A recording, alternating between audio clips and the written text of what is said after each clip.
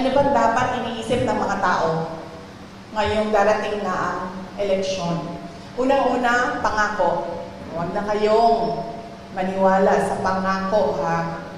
Pag sinabi ng tao, ito ang pangako ko, i-check nyo muna. Yung mga pangako ba niya noon, tinupad niya ba? Check nyo. Ano ba yung mga pangako niya noon? Natupad ba yon? So, dapat ba namin paniwalaan yung pangako niya ngayong eleksyon na ito? Pangalawa, huwag magpadala sa vote buying.